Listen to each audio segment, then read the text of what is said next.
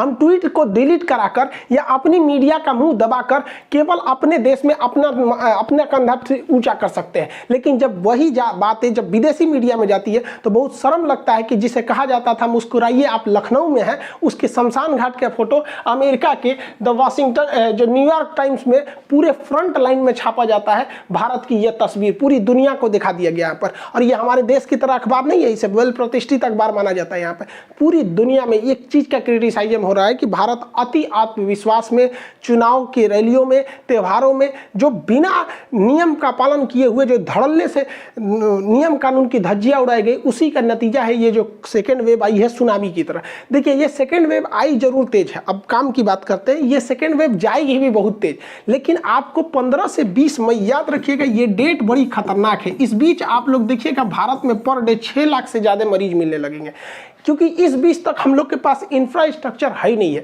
जो oxygen plant बोले गए हैं लगाने के लिए या जो लग रहे हैं, इन्हें 15 से 20 दिन लग जाएंगे। इस बीच आप अपने आप को बचा के रखिए, आपके लिए और देश के लिए बेटर है। देहात में क्या होता था, हम लोग के यहाँ जब कभी बारात ज़्यादा आ जाती थी और खाना घट जाता था तो हम लोग बाराती को बताते नहीं थे कि खाना घट गया, हम लोग उन्हें एक प्रोग्राम में लेके चले जाते थे। इधर से आप कुछ मंत्र बोलिए, उधर से वो बोलते थे, कंपटीशन होता था कि हम कितना जानते हैं, आप कितना जानते हैं, लड़की वाला और लड़का वाला। ये कंपटीशन 1-1.5 घंटा चलता था, लोग भूल जाते थे। इसी बीच जो जब खाना बन जाता था तो गांव के बुजुर्ग आदमी बोलते थे, अरे अरे चलिए चलिए बारात को पहले खाना तो खिला दीजिए, उधर खाना बन जाएगा। इसलिए ये 15 दिन वेट कीजिए ताकि सरकार जो लगा रही है ऑक्सीजन प्लांट वगैरह वो अच्छे से लग जाए। उसके बाद आप देखिएगा कि जिस तरह से ये कोरोना का सेकेंड वेव आया है उसी तरह से ये डाउन होगा। 20 मई के बाद ये तेजी से डाउन होने लगेगा, फर्स्ट वेव की तरह धीरे धीरे डाउन नहीं होगा, ये अचानक डाउन होगा। कोरोना को कंट्रोल करने के लिए सबसे जरूरी है तो वैक्सीनेशन। 1 मई से सबको वैक्सीनेशन लगना चालू हो जाएगा, लेकिन इस वैक्सीन की समस्या यह है कि हर गली मोहल्ले तक पहुंचाने की समस्या है, ट्रांसपोर्टेशन के लिए, क्योंकि ये जो किट है इस किट में कैसे ले जाया जाए। तो भाई साहब एक बात नहीं समझ में आता है, जितने पैरामेडिकल स्टाफ है इन्हें मोहल्ले तक में डिस्ट्रीब्यूट कीजिए, और आपको वैक्सीन इन्हें पहुंचाने की जरूरत नहीं है। भारत सरकार को चाहिए कि जितने शहर है, हर शहर में आइसक्रीम की छोटी छोटी फैक्ट्री लगी रहती है जहां आइसक्रीम बनता है, वहां आइसक्रीम वालों को कॉन्टेक्ट करें, वहां एक अधिकारी बैठाए भारत सरकार और उस आइसक्रीम वाले को पूरी वैक्सीन दे दे और उन्हें बताए कि भाई जो तुम्हारा ये बर्फ वाला ठेला होता है ना, इसमें भी उतने टेम्परेचर होता है जितना टेम्परेचर चाहिए आपके ये वैक्सीन को। इनको कहिए ये गली मोहल्ले तक पहुंचा देंगे। जिस तरह से मोहल्ले मोहल्ले में पोलियो ड्रॉप पिलाया गया ना, ये आइसक्रीम वाले चाहे ना तो मोहल्ले मोहल्ले घर घर जाके वैक्सीनेशन का काम कर सकते हैं। इनके साथ बस नर्स लगा दीजिए, एक मोहल्ले में एक नर्स रहेगी, ये आइसक्रीम के लगाएगा, इसमें पास वो होता है भोपू पोपू पोपू बोलते रहता है, सब लोग आके लगवाइए लेंगे यहाँ पर।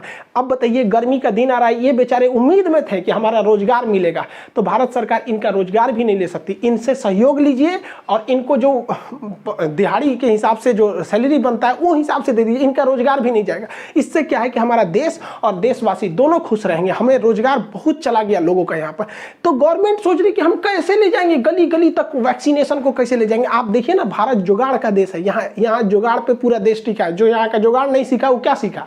जब तक दवाई नहीं तब तक ढिलाई नहीं। अपने हाथों को बार बार अच्छे से धोते रहिए। कभी स्कूल से हाथ धोइए, कभी नौकरी से हाथ धोइए, कभी सैलरी से हाथ धोइए, कभी पेंशन से हाथ धोइए, कभी बिजनेस से हाथ धोइए, तो कभी अपने दुकान से हाथ धोइए। लेकिन जब तक बीमारी है तब तक हाथ धोते रहिए, क्योंकि सरकार हमारे साथ है, हमें कुछ नहीं हो सकता है, बस हाथ धोते रहना है हम लोग को। इस तस्वीर को देखिए, ये पत्नी अपने पति के बीमार स्थिति को लेकर ऑटो से हॉस्पिटल में आई।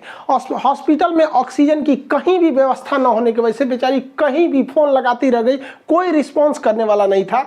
और यहाँ पर इतनी बुरी स्थिति हो गई कि जब इसके पति का सांस रुकने लगा तो ये बेचारी महिला अपने मुंह से पति को सांस देती रही ताकि उसके फेफड़े में सांस पहुंचाया जा सके, लेकिन यह सिस्टम के आगे हार गई और अपने पति को नहीं बचा पाई। इस महिला के लिए इससे बड़ा दुख की बात क्या हो सकता है कि उसके गोद में उसके पति ने दम तोड़ दिया। ये ऐसा देश देखने के लिए हम लोग थे, हाँ, ऐसा देश देखने के लिए। कितना दुख की बात है हम लोग के लिए कि रामनवमी के पावन महीने में जहां गली गली में जय श्री राम के नारे गूंजते थे, आज उसी गलियों में राम नाम सत्य है से चिताएं गूंज रही हैं।